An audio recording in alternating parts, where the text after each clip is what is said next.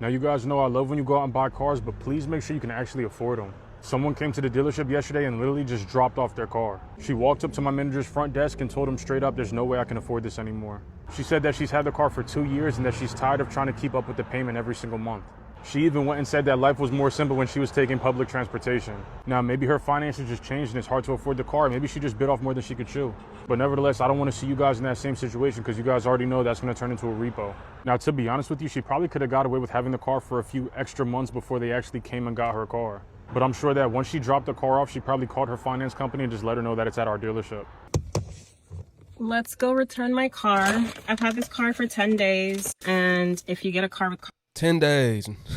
Think about it. After 10 days, she decided she made a mistake. She deep down inside knew she was making that mistake when she was signing for the car. You know, you be in the car dealership for hours. That's more than enough time for you to turn back. You get that feeling like, maybe I shouldn't go through with it, but then you finally sign. Y'all know what I'm talking about, that feeling where you like, should I or should I not? She definitely had to have that for her to decide 10 days later, 9 days later, that she wanted to get rid of the car. CarMax, you have 10 days to choose if it's the right car for you. It's probably the right car for me, but having a car note makes my heart sink to my ass. So we're going to return it and just get a bike because I did not come back to America to put myself in debt.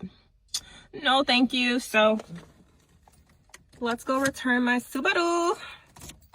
Wait, is there something else I need to do? I think that's everything. I named her Star. She's beautiful. And I'm just gonna go return her because, like I said, I don't want no car note. So yeah, I have all my paperwork and I'm gonna go in there. And they said it should be pretty easy. I'll let you know how it is though.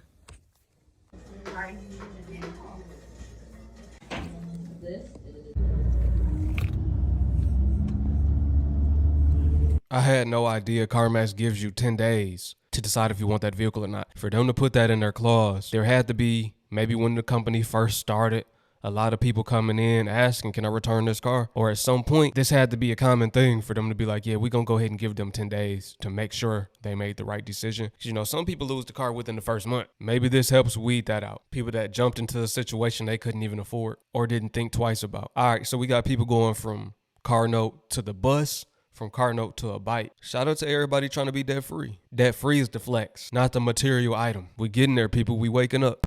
Come with me to return my car to Mercedes-Benz. It's been a long time coming. I'm ready to be released of any responsibility with this car, and I'm ready to stop paying for a car that is a lemon. So I bought my car in July of 2023.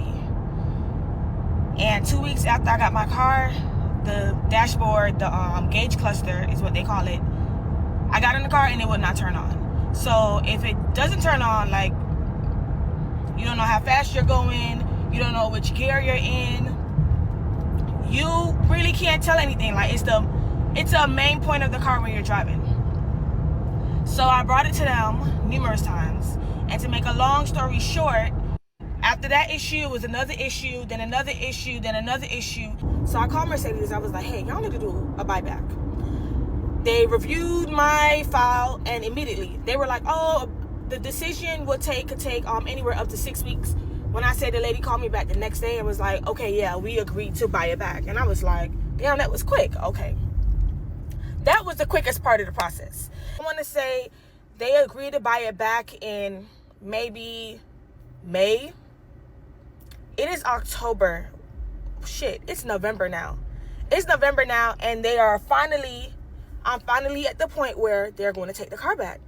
It took forever to get here. Honestly, it shouldn't have taken so long. Like, they need to make this process a little quicker. This is very frustrating for the consumer who has to deal with the car that is a lemon. Like, my engine light has been on for 5 months now. So we are finally at the day when Mercedes is getting their car back. Pulling into Mercedes. This is gonna be my last time here for a long time, hopefully. Can't wait to get that check in my hand.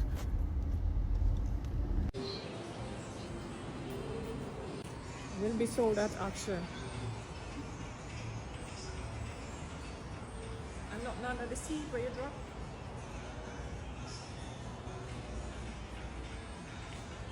Just like that, the car she was going to be paying a note on for however many years is going to be sold at an auction. Somebody going to buy that cash. No note for a fraction of the sticker price that she was shown when she first got it. She was complaining about the maintenance. What people got to realize, when you buy these luxury cars, these foreign cars, everybody want a foreign, when you get them, that's what you're signing up for.